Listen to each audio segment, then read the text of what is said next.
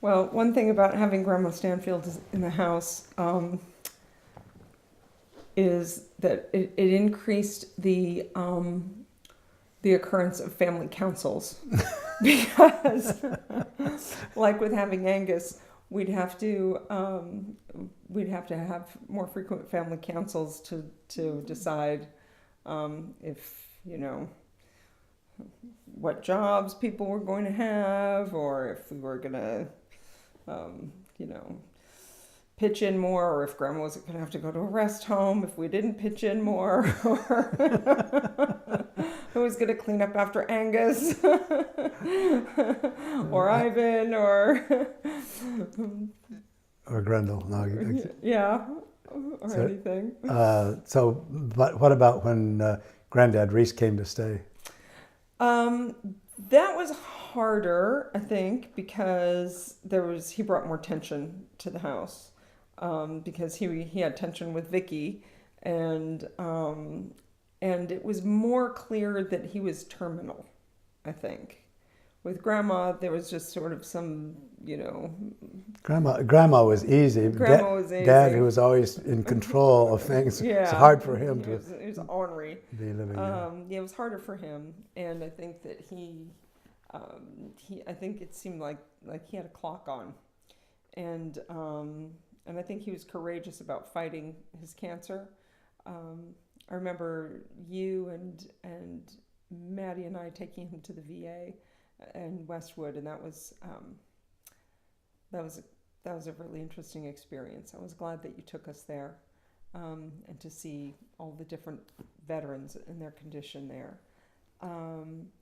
But I think he was angry about being sick. He was angry about dying. He was probably unconvinced about the care he was getting, and I remember him shipping things from Mexico for alternate care, and impatient with Vicky, who wouldn't be, and he always respected Mom, it seemed, but he was clearly just unhappy about having to be there after running his life his way up until that time. And his hours were too short to box with God at that point. Yeah. Let's talk. I didn't mention in my interview much about your mother's struggle with her mild bipolar disorder and depression that she really had to cope with, which I saw always as her being amazingly courageous and always looking for solutions. I just wondered how your experience and your siblings' experience was with that. I think she was, and I would say we probably each experienced it in different ways. We were each at a different age when she was at different stages of managing that. So I think that had an impact on how we experienced it. And I was just talking to Maddie about this the other day.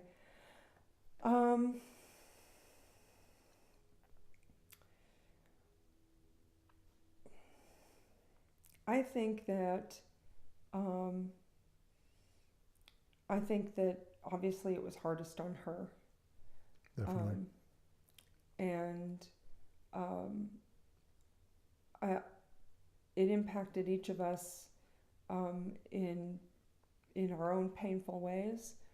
I think it was probably hard for each of us to watch her in pain and struggle, but she also acted out in ways that were hard for us, in impatience and anger and other things.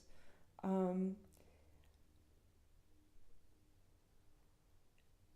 the other hand, it was clear that she couldn't help it. Yeah.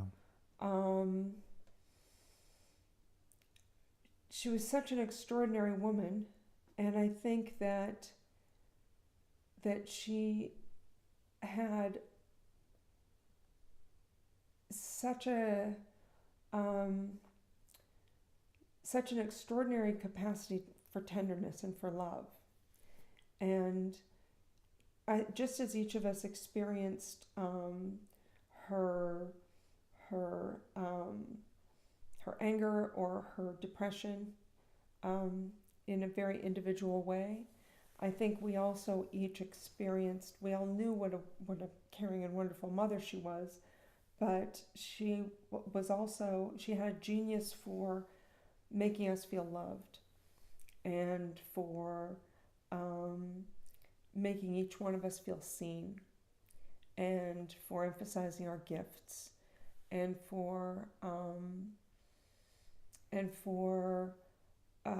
loving us in a very intimate and individual way that I think was very beautiful. And I know that probably we each have grown in maybe unanticipated or unexpected ways because of the dysfunction of her depression. But I think it's also true that we were given the real extraordinary gift of her love. That, for me, I can't speak for everybody, but for me, much more than compensated for that. And in some ways has been the defining light of my life. Her love for me made me able to love more greatly.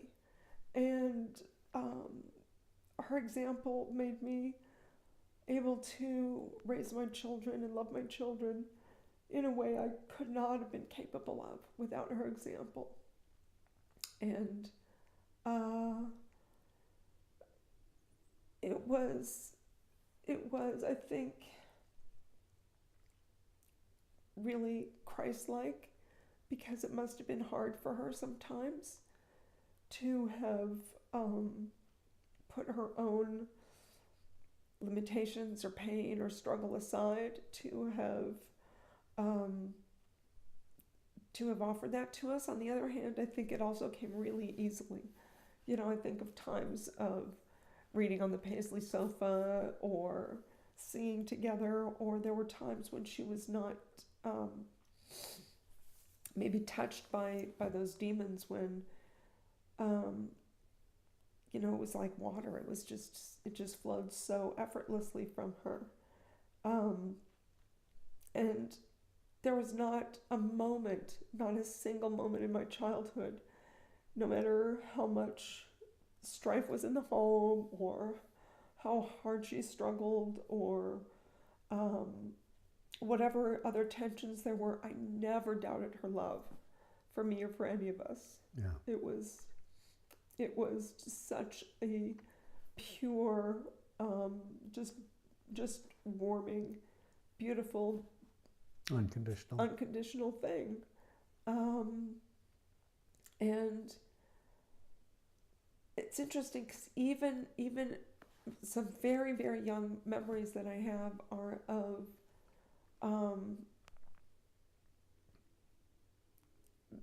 it's hard to articulate.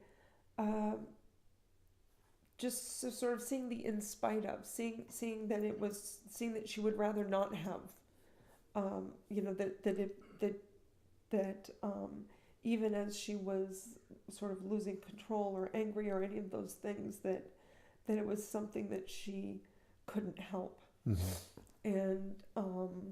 And as much as it was hard for me, or all of us, it was hard for all of us. And like I said, I think in some ways, her depression defined us as her love did. I had compassion for it. Very, very young. I mean, 4 years old. I had some kind of an understanding of elasticity or forgiveness for that. And I have to think that my siblings did too. I realize now, more than I certainly did then, that my immaturity as an adult really contributed to some of her challenges. That's okay, because we did too. Um, I'm, one of the problems that I've had, and it certainly played out in that, and I'm really understanding much more about it, is I grew up in a home in which I could not express anger, in which the consequences of expressing any negative emotions were very, dangerous. And so I held a lot of things in, and also, in some ways, I can remember periods of our married life where I didn't allow myself to say what I really felt or whatever. I would deny some of those feelings. I'm never angry, but so holding. And then I think that was hard too. I mean, I think that contributes. As I look back, I wish that I had been more mature. I wish that I had understood more of what was going on with her. I mean, I loved her, and I was so crazy about her, and it was really hard to see her suffering and see how that affected the environment.